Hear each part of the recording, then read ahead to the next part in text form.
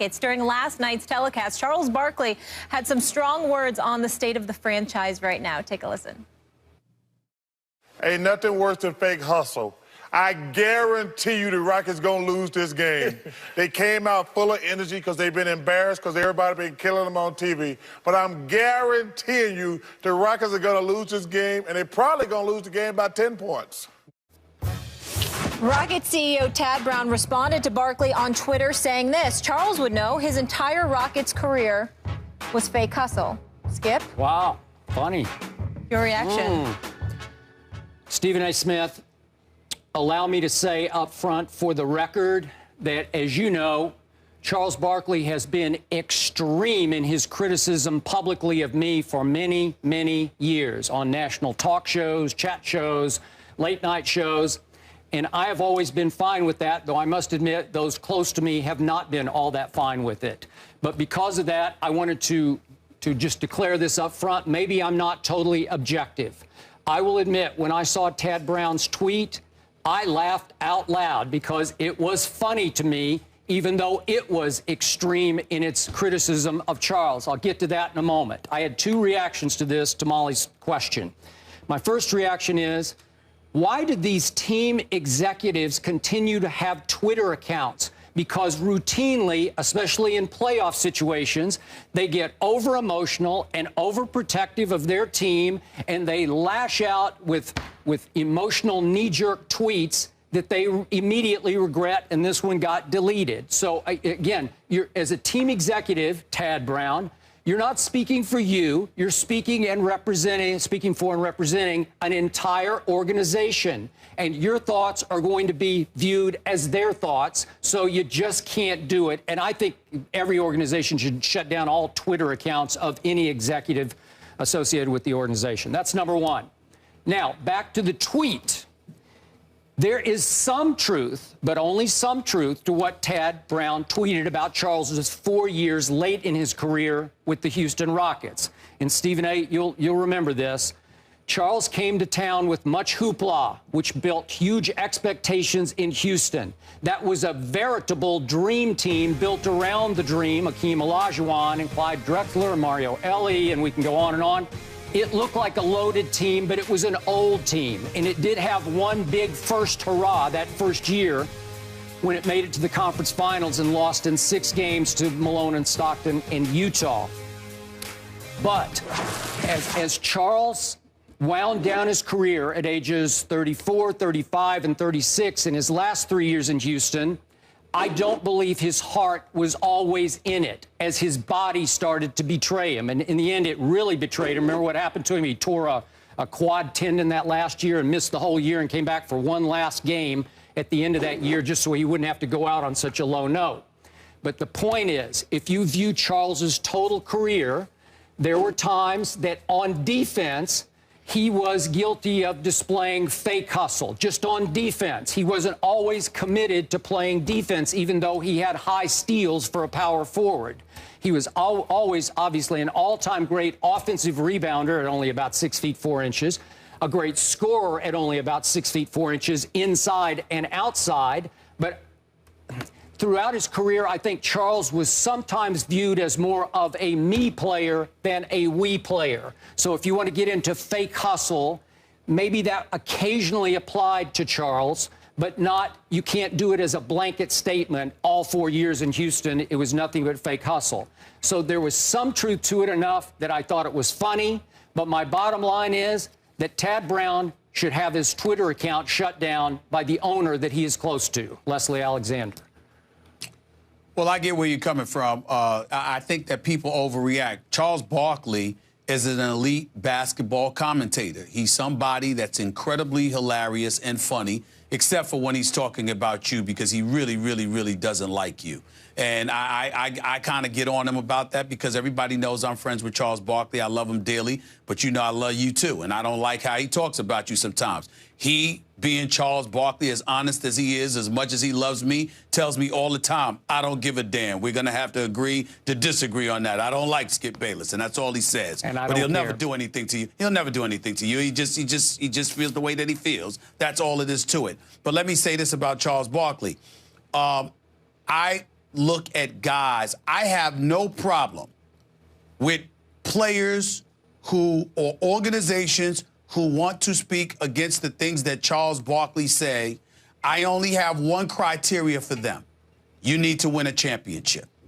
If you are a champion and you want to refute vehemently and with venom whatever Charles Barkley has to say, I get all of that because you have accomplished something he did not accomplish. If you are not a champion, you need to shut the hell up, fall back, and recognize the fact that he has every right to say the things that he says. Charles Barkley averaged 22 points and 11.7 rebounds for his career. He averaged it on 54.5% shooting from the field over the course of 16 years. He's a Hall of Famer. He's an Olympic gold medalist. And even though he never won an NBA championship, let's keep in mind, not only was Jordan in his way in the East, but Jordan was also in his way when he went to the Western Conference, because when he played against Jordan in the NBA Finals in 1993, that was Jordan that was standing in his way with Pippen.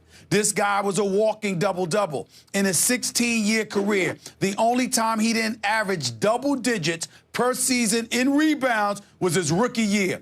Every other time in his career, over the course of 15 years, even the last year when his health was debilitated, he averaged a minimum of 10.5 rebounds per game.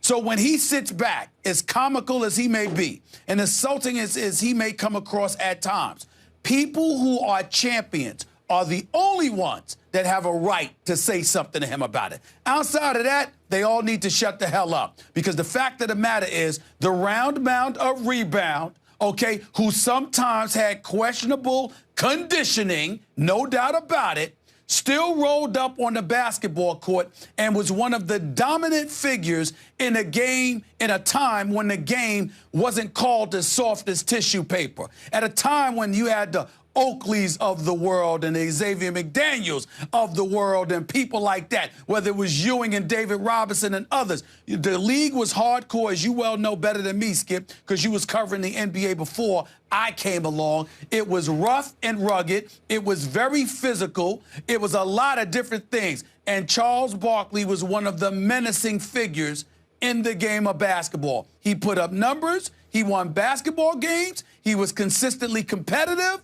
He didn't get punked by anybody other than the time when Charles Oakley tried to step to him, even though he was a punk, but you know what I'm saying. Yep. The point that I'm trying to make to you is Charles Oakley, so let's keep that in mind. Yep. The only thing I'm saying is I get upset when all of these folks who play in the NBA, coach in the NBA, or are executives in the NBA think they have a right to come back at Charles Barkley because they're uncomfortable with the truth that he is spewing. If you've won a championship, then you have achieved something he hasn't achieved, that you have made sacrifices that he hasn't made. Isaiah Thomas can talk negatively about Charles Barkley if he so chooses. Michael Jordan could do that if he so chooses. In today's modern day era, the LeBrons, the Kobes, the D Wades, people like that can do so. But anybody who has not won a championship, I'm going to repeat myself again, shut the hell up. He is a Hall of Famer who legitimately is a Hall of Famer because of what he was able to do on a basketball court. 9 times out of 10, he's spitting truth. And if you don't like it, do something about it on the basketball court. Because had you been going against Charles Barkley back in that day, I'd like to see what kind of player you would have been going up against him. The elite took him out, but it took you being elite to take him out. Let's respect this man, because I damn sure do. Okay, I get you. So you're saying Tad Brown was not responding from a position of strength because he's been 12 years with the Rockets and they haven't obviously won a championship in the last 12 years. That's right. He might say, if we had him on the show right now, that despite whom Charles ran up against, that Charles never did win a ring, so he could say that Charles is not speaking as a champion, right? Well, he can say that Charles is not speaking as a champion, but he's speaking about somebody who's also not a champion. So you ultimately have to put Charles Barkley's credentials up against Tad Brown. Who's Tad Brown against Charles Barkley? Who? Well, he did start all 4 years for Colgate.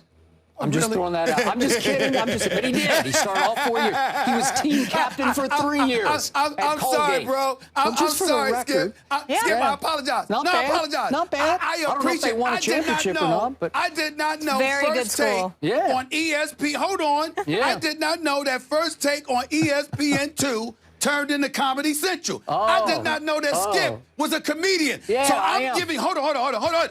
I'm giving you 22 and 12, 54% shooting, gold medalist, Hall of Famer, one of the top 50 players in NBA history, and you give me Colgate? I thought that was a damn toothpaste. You got to be kidding really me. good I mean, school. really? Yes. Colgate? Yeah. You ought to check it. Google it. Really? Yeah.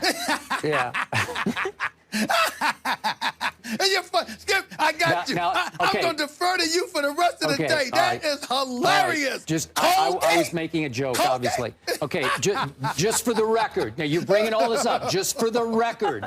Remember, back to, you mentioned he's an Olympic champion. Remember what happened in 1984 to Charles Barkley? He got cut by Bobby Knight off that Olympic team. Well, I'm just saying, just to keep this in balance, keep it in perspective. Hold on, wait because he didn't play enough defense for Bobby Knight's liking, just for the record. Fair enough. Okay. Fair enough. Skip, we are sitting here raving about the greatness of a James Harden. Is he making anybody's all-defensive team?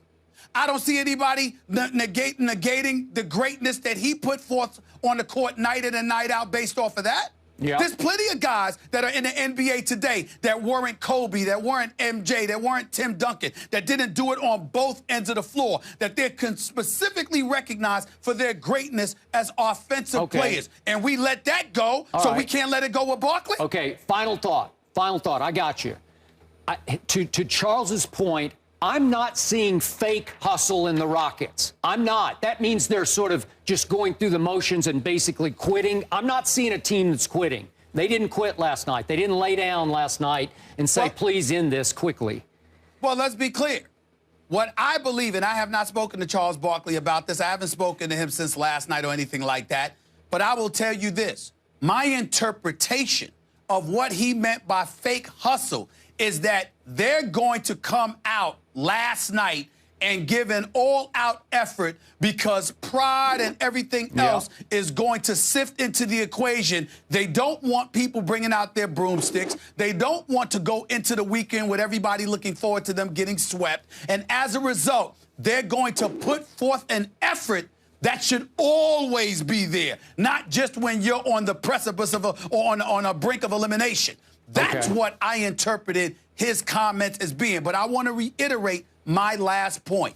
If a champions make sacrifices, personally and professionally. All of them have taught me that. Hall of Famers who are champions make sacrifices that people can't imagine. They've all taught me that.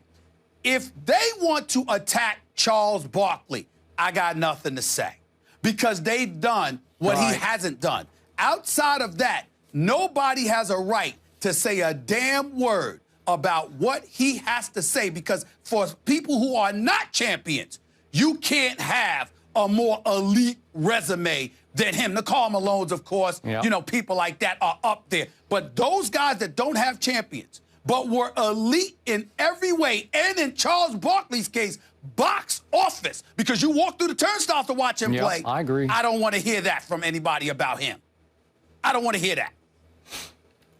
We leave it there. When we come back, a guy who was almost a champion during this Super Bowl. A lot of teams interested in Josh Norman. But what is the best fit? Herm Edwards will join us next. We'll break this one down for you. Stay here.